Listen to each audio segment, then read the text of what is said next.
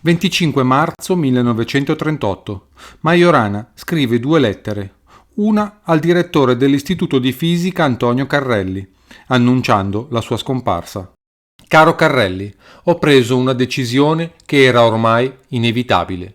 Non vi è in essa un solo granello di egoismo, ma mi rendo conto delle noie che la mia improvvisa scomparsa potrà procurare, a te e agli studenti. Anche per questo ti prego di perdonarmi, ma soprattutto per aver deluso tutta la fiducia, la sincera amicizia e la simpatia che mi hai dimostrato in questi mesi. Ti prego anche di ricordarmi a coloro che ho imparato a conoscere e ad apprezzare nel tuo istituto, dei quali tutti conserverò un caro ricordo, almeno fino alle 11 di questa sera, e possibilmente anche dopo. L'altra lettera invece è indirizzata alla famiglia e così recita: ho un solo desiderio, che non vi vestiate di nero. Se volete inchinarvi all'uso, portate pure, ma non per più di 3 giorni, qualche segno di lutto. Dopo, ricordatemi, se potete, nei vostri cuori e perdonatemi. Ore 22:30 si imbarca sul postale Napoli-Palermo. La mattina seguente Carrelli riceve da Majorana un telegramma che così recita: non allarmarti. Segue lettera. Majorana. Lo stesso giorno Majorana scrive un'altra lettera che contraddice la prima. Caro Carrelli, spero che ti siano arrivati insieme il telegramma e la lettera. Il mare mi ha rifiutato e ritornerò domani all'albergo Bologna, viaggiando forse con questo stesso foglio. Ho però intenzione di rinunziare all'insegnamento. Non mi prendere per una ragazza ibseniana, perché il caso è differente. Sono a tua disposizione per ulteriori dettagli. Da quel momento però di Ettore Majorana non si avrà più nessuna notizia. 31 marzo 1938. Il capo della polizia, Bocchini, invia ai questori del Regno questa comunicazione. Pregasi ricerche ai soli fini rintraccio, senza comunque far nulla trapelare. Interessato, professore fisica, Università Napoli, Ettore Majorana fu Fabio, nato a Catania il 5 agosto 1900, allontanatosi da Napoli senza dare notizie famiglia. Professor Majorana est possesso passaporto Stati Europei, rinnovatogli giugno o luglio scorso anno. Connotati: altezza 1,68, viso lungo, occhi vivi e grandi, capelli neri, bruno, veste soprabito grigio ferro, cappello marrone scuro. Caso rintraccio telegrafare urgenza ministero segnalando eventuale di lui spostamento et località ove dirigersi. Nel bollettino del 25 aprile 1938 si parla di propositi di suicidio. In quello seguente di giugno si fa cenno ad una cicatrice lunga sul dorso di una mano e ad un'espressione seria, con questo intendendo che mai lo si vedeva sorridente. Nel bollettino di luglio si aggiunge la presenza di una cicatrice sulla coscia, con 40 punti di sutura. Quest'ultima sembra più un'indicazione per identificare un cadavere, stante la quasi impossibilità di vedere Majorana in pantaloni corti. Il mio incontro con Majorana è stato brevissimo. È avvenuto al momento in cui io tornavo dal Brasile in vacanze universitarie nel gennaio del 1938. Il bastimento era, il punto d'approdo finale era in Trieste, ma io avevo deciso di fermarmi in Napoli, dove c'era un intervallo un arresto di mezza giornata, per poter vedere il professor Carrelli all'Istituto di Fisica. E infatti mi sono precipitato appena ho potuto per poterlo incontrare. Sono arrivato in ritardo, verso le 1, e ho incontrato il professor Carrelli in punto di uscire. E abbiamo avuto una conversazione leggera, e poi è arrivato un giovane con gli occhi neri, capelli neri, che pensavo fosse uno studente, quasi un mio coetaneo. Ed allora a questo momento mi ha presentato dicendomi che era Majorana. Ho avuto uno scoppio di entusiasmo e qui ripeto esattamente la conversazione, che ricordo molto bene per delle ragioni che spiegano. È strano che, desiderando da vari anni di incontrarti e vivendo in Firenze, la cosa sia rimasta solamente possibile passando attraverso San Paolo e tornando indietro. Risposta: hai fatto appena in tempo ad arrivare, perché se avessi tardate di qualche settimana non mi avresti più incontrato.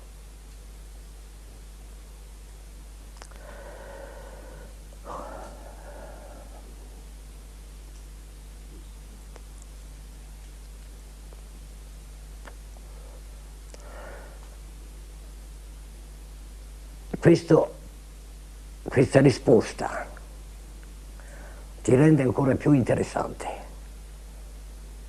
quanto che anche io mi trovo dall'età di 18 anni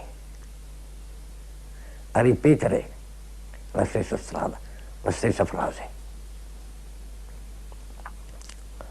Caro Occhialini, ci sono delle persone che ne parlano e ci sono delle persone che lo fanno. Si aprono a questo punto un ventaglio di ipotesi. La prima è ovviamente quella del suicidio, a cui molti però non credono. Cosa succede dopo? Lui riprende il vapore a Palermo, il piroscafo, per tornare a Napoli. Il piroscafo che viaggia di notte, quindi si mette nelle stesse condizioni in cui si era messo volontariamente la prima volta.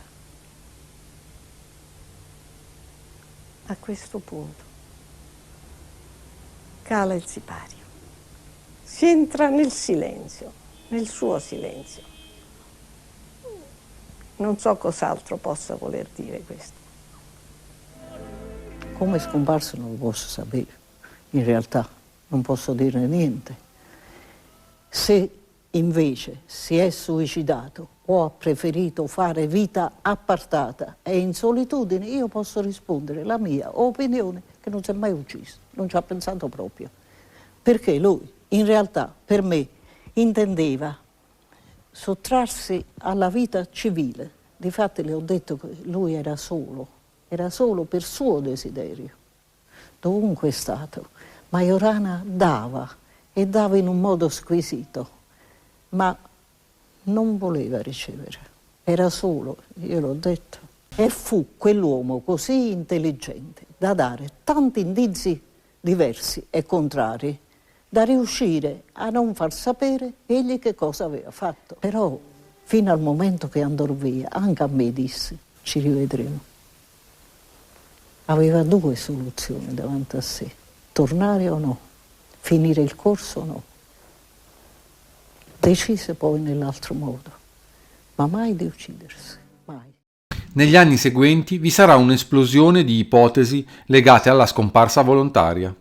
Il primo fu Leonardo Sciascia, secondo il quale Majorana decise di abbracciare la vita religiosa presso un ordine certosino, che in quegli anni diceva di nascondere un grande scienziato. Altri lo vedono negli anni 50 in Sud America, tra Argentina e Venezuela, sotto falso nome. Altri ancora lo identificano con alcuni clochard a Catania e poi a Roma. Ed infine le ipotesi sul suo rapimento da parte di servizi segreti o della sua collaborazione con il Terzo Reich. Si è insistito molto sul fatto che Ettore avesse potuto scomparire per non correre il rischio di collaborare a costruzioni di bombe atomiche. Allora questo a me non sembra molto sensato, perché se lui avesse davvero temuto la costruzione di bombe avrebbe capito di poter essere più utile alla causa da vivo che da morto. Lui tra l'altro non avrebbe certamente mai collaborato, essendo un teorico puro, non avrebbe mai potuto insomma neanche collaborare a un'impresa di tipo pure tecnologico, ingegneristico, quale la costruzione di un oggetto concreto.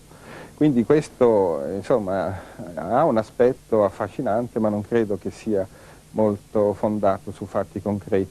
Ma torniamo al 1938, è il 16 luglio. Sulla scomparsa del professor Ettore Majorana, docente di fisica teorica all'Università di Napoli, il mistero si addensa sempre più, malgrado le ricerche intense che vanno svolgendo tutte le autorità di polizia del regno.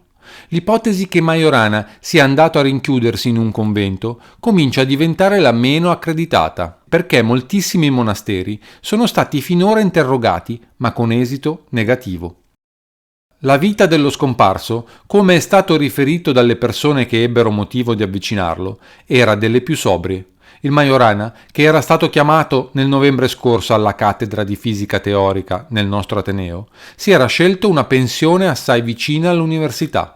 Consumava i suoi pasti nella sua camera, poiché preferiva di non partecipare al pranzo comune con tutti gli altri clienti. La sera del 25 marzo il cameriere attese invano il professore e la mattina seguente il Majorana telegrafava alla direzione dell'albergo da Palermo, pregando di tenere a sua disposizione la camera che aveva in precedenza occupata.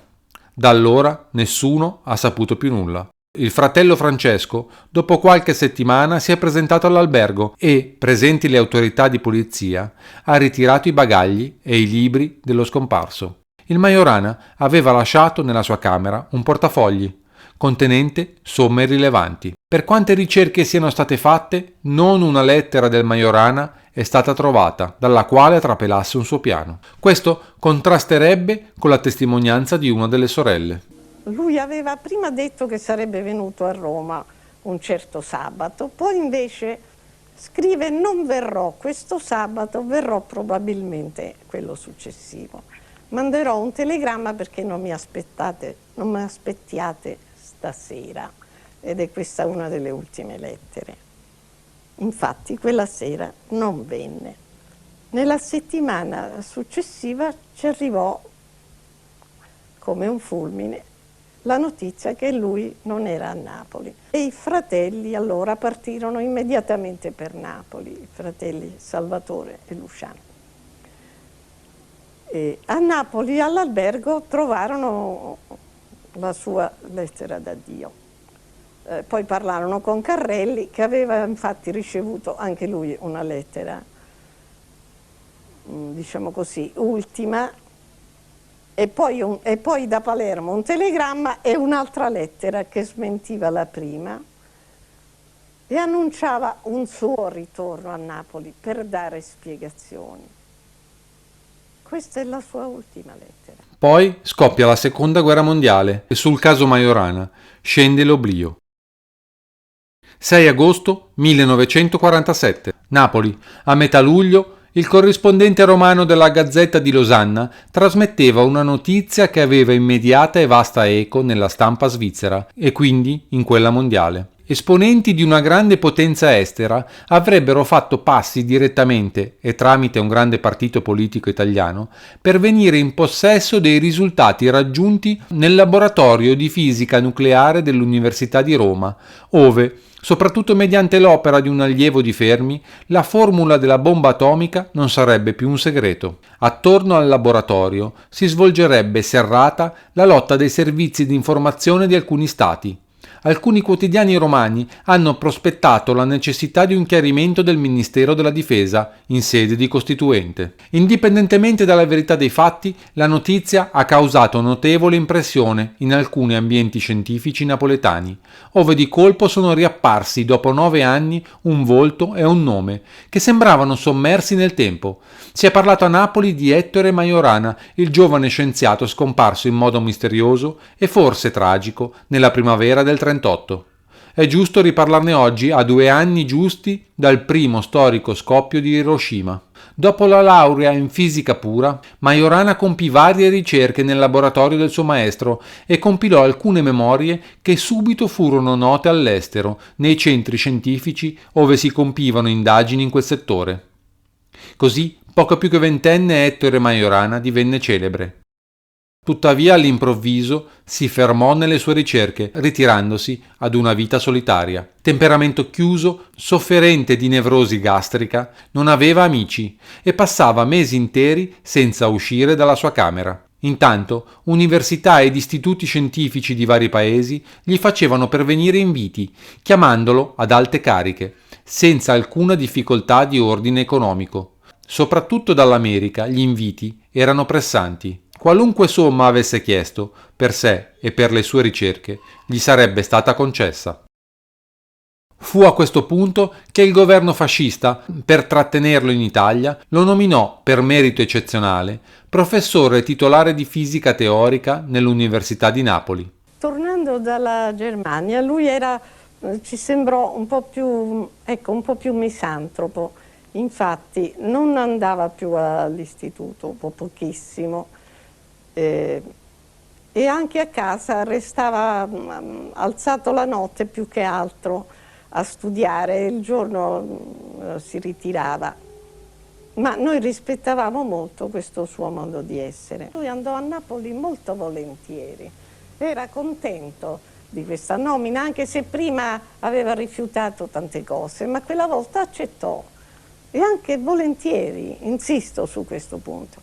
In realtà Ettore Majorana aveva pochissimi alunni e eravamo in 6, di cui 5 eravamo già alunni interni da 3 anni nell'Istituto di Fisica di Via Tari a Napoli, per cui noi avevamo possibilità di incontrare Majorana anche fuori dell'aula vera e propria di lezione. Le lezioni le teneva in una piccola auletta e questo era in un certo senso anche meglio per lui, perché purtroppo gli uditori erano molto scarsi, non perché non andassero alle sue lezioni, ma perché in quei tempi fare fisica era una cosa piuttosto, diciamo, non comune. Ettore Majorana entrava da una porta laterale che dava su un corridoio lungo e buio. Silenzioso e serio si portava dietro la cattedra e cominciava a parlare. Riempiva talvolta la lavagna di calcoli e la sua mano era così fluida che quei calcoli sembravano scritti con una rapidità a cui noi non potevamo tener dietro in nessun modo e non riuscivamo a seguirlo. Però Majorana si rendeva conto di questo disagio, allora si voltava verso di noi, ci guardava con interesse, con comprensione, quasi a volerci incitare a seguirlo. Il professore era ripartito in serata con lo stesso piroscafo per Napoli. Aveva dormito in una cabina di seconda classe con un professore dell'Università di Palermo che lo aveva visto fino all'alba. Un cameriere affermò di aver notato il giovane professore Majorana sul ponte, quando il postale era già nel porto di Napoli. All'albergo Bologna in via De Pretis, ove dimorava, non si era visto. Da quel momento le tracce si perdevano. Né la polizia si prodigò. Allora un fratello di Ettore si recò a Palermo e si rivolse al capo della mafia. Dopo alcuni giorni il capo tornò garantendogli che Ettore Majorana non aveva dormito a Palermo. Richiesto del compenso per le sue ricerche, rispose che soprattutto trattandosi di un caso simile e di un corregionale non gli si doveva nulla e gli sarebbe stato sufficiente compenso l'averlo potuto ritrovare. La famiglia Majorana proseguì da sola nelle indagini, spendendo somme ingenti. Si rivolse a detective privati, fece inserire annunci su tutti i fogli e forse vi è ancora chi ne ricorda uno sulla Domenica del Corriere, che diceva: «Ettore, torna, non farci più piangere, la tua famiglia ti aspetta». Poiché spesso Ettore aveva periodi mistici, si pensò che si fosse ritirato in qualche convento. Con l'aiuto del Vaticano si cercò sui monti e nelle vallate fino agli eremi più sperduti. Nessun esito. In questi ultimi tempi il professor Carrelli, direttore dell'Istituto di Fisica Sperimentale, ha tenuto varie conferenze ricordando Ettore Majorana. Il professor Carrelli ritiene che Majorana sia morto. Gli è mancato l'animo di lanciarsi in mare, dice, e si recò subito col treno nel nord, sulle montagne, precipitandosi in qualche burrone. Ed anche questa è un'ipotesi, perché egli potrebbe essere stato stritolato nella morsa dei servizi segreti che sin da allora avevano intuito l'importanza decisiva di quelle ricerche. Tutto è possibile, anche che un giorno egli emerga dalle nubi del passato, quando l'incubo dell'energia atomica non fermenterà più il mondo. Perciò a Roma la famiglia di Ettore Majorana aspetta ancora.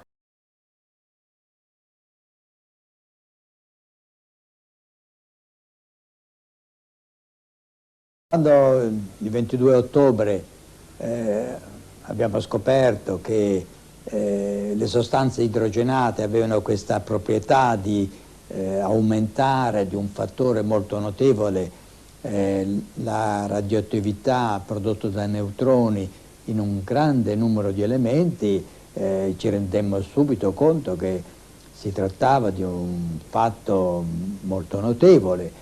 E quindi certamente eravamo abbastanza emozionati, devo dire molto allegri, eravamo molto soddisfatti di questo risultato che era veramente inaspettato. A quell'epoca, a dire la verità, nessuno pensava che si potessero avere delle applicazioni militari e più in generale delle applicazioni a carattere energetico. E effettivamente sarebbe stato insensato provvederlo, perlomeno sarebbe stato basato su un atto di fantasia, di pura fantasia.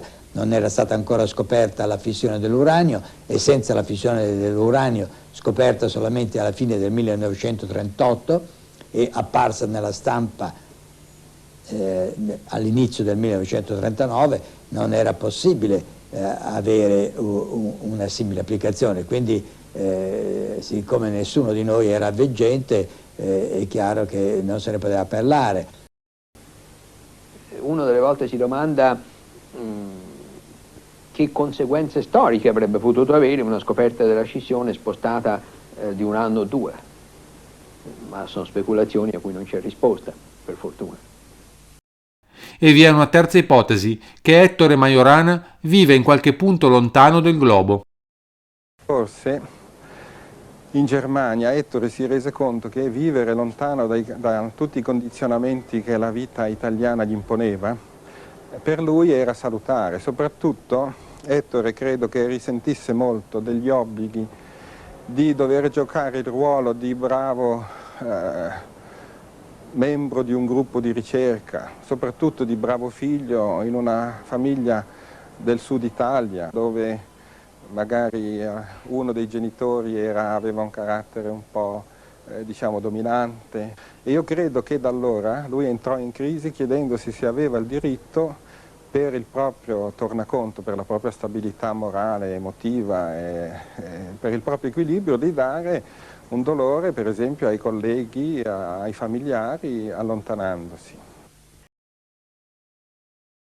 I motivi più noti sono che lui si prese il passaporto, ritirò 3 mesi e mezzo di stipendio universitario e probabilmente, organizzando la cosa già da tempo, un mese prima chiese al fratello che gli fosse mandata tutta la sua parte del conto in banca. E poi questo suo scrivere affrettato e ansioso delle ultime lezioni cede invece il passo a una scrittura lineare, tranquilla, quando scrive le lettere di addio, come se ormai Ettore Majorana avesse preso una decisione che gli dava tranquillità, non che lo spingeva a suicidarsi dopo poche ore.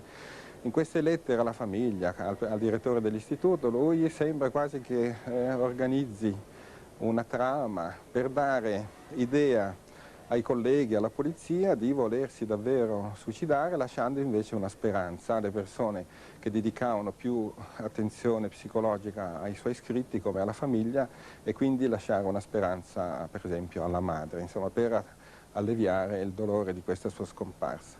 Non solo, ma poi i documenti, fra tante testimonianze di poco valore, ci sono alcuni documenti seri, i quali tutti e 3 o 4 che sono, indicano una direzione, cioè l'Argentina. E già si può ricordare che anche nella Fu Mattia Pascal, il personaggio, quando dice è facile scomparire lasciando la giacca sul parapetto di un ponte e poi invece andarsene, e subito dopo dice dove andarsene, in Argentina, perché era il luogo dei sogni degli italiani che emigravano.